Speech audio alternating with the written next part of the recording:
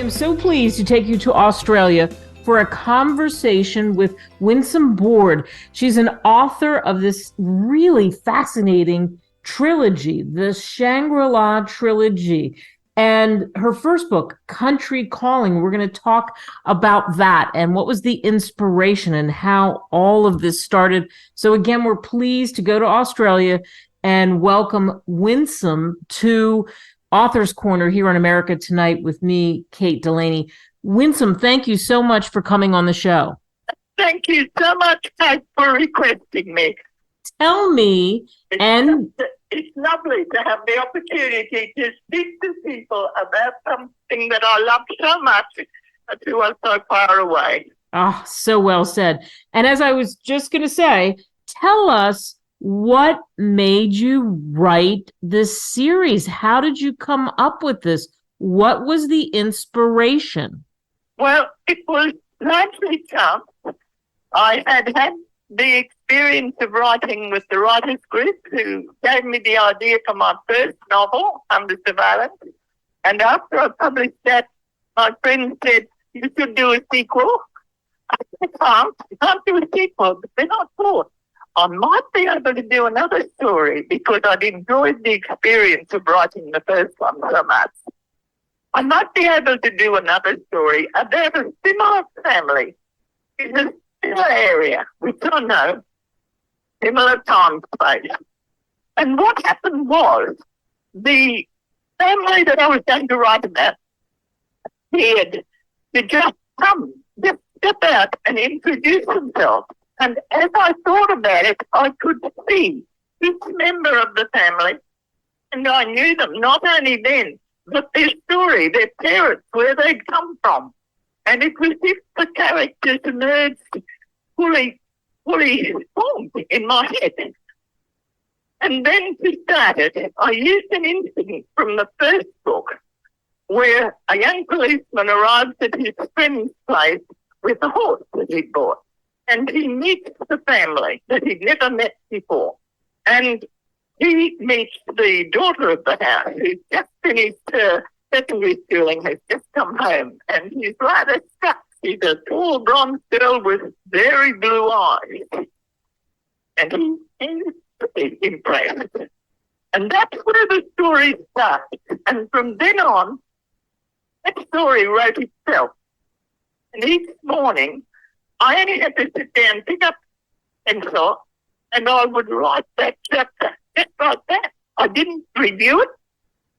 It just wrote itself. I did not know how the story was going to unfold. It just did. I know it sounds weird, and I did do other work along the way on background, but the characters told their own story. And that's when the best books come out, when the author says the characters took you on the journey. Tell us about Shangri-La. Describe what Shangri-La is. Well, Shangri-La is not a big apple property. It's Western Queensland, west of Winsome, not the sheep country of the Downs, more cattle country, a little bit more broken, a little bit more timbered. The actual property is not a really flat homestead. Some of the properties in the early days were. This one is not. It grew. It was bought with largely only a very simple home on it. 1937 by Max Fielding, the current owner's brother. He was killed in World War II, and Max inherited the property. So it largely grew. A fairly simple homestead with a detached kitchen, and it was never flat, but it became a place where the family, although largely isolated from the average society, were very, very involved and very, very cooperative amongst themselves. And its other unique feature was that the boss, Max Fielding, had married a young Aboriginal girl, the daughter of his workers. And that was very unusual in those days. So it was an example of cooperative living. Ooh, I like that. And again, we're speaking with Winsome Board, the name of the book, Country Calling, the first book, and of course the Shangri-La trilogy. You can get Winsome Board's work on Amazon, Barnes and Noble, wherever great books are sold. What were the people like living in those conditions in that era? What were the people like, Winsome? Well, at that time, the pastoral industry had spread over Western Queensland, over from the 1880s on. And this book is set much more recently in about 1985. But by then, the pastoralists were established throughout that area. There wasn't a great deal of use of Aboriginal labour. There was definitely some in other areas, but when I was in that area, I didn't see many Aboriginals.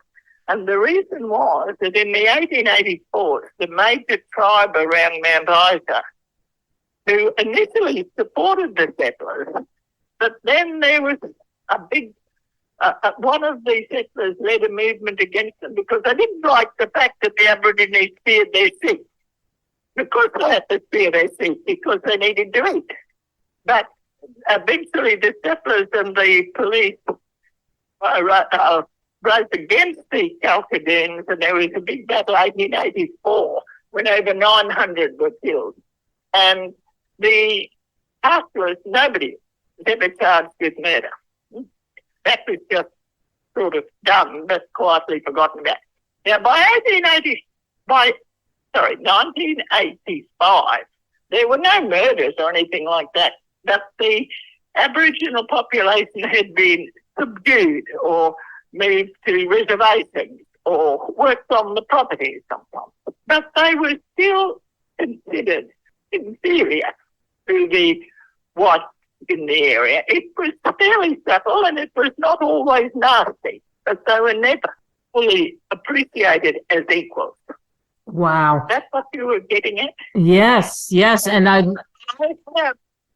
have always had enormous respect from when I was a child for Aboriginal people. They are extremely resilient and intelligent, but they do not fit well with the system of Western individuality because they're basically a community-based people, and that doesn't do well in our modern competitive society. Yeah. Wow. So well said.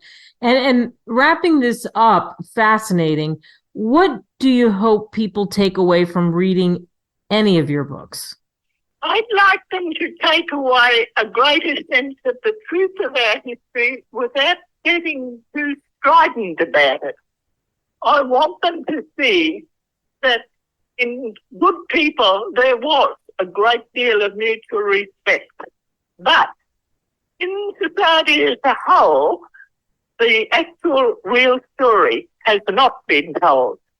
And so when you come to the second and third books of the trilogy, when the youngest son, who was the only one in the family that's at all interested in his Aboriginal heritage, the others just accept it as natural. But Justin wants to learn more, and he goes to the Northern Territory. And it is only in the Northern Territory that there are communities of Aboriginal tribes that still have maintained much of their early traditions and culture. And so it is in the book 2 and 3 that he gets a real close-up experience, personal experience with that Aboriginal culture. Yeah. And I would like people to see that my books, although they're a good read and a fast read, they are based on fact, not fantasy. Oh, I love that. Perfect place to end this. Winsome Board, thank you so much. Thank you so much for the opportunity, Kate. Visit us at www.greatwritersmedia.com. Email us at info@greatwritersmedia.com or call us at 877-600-5469.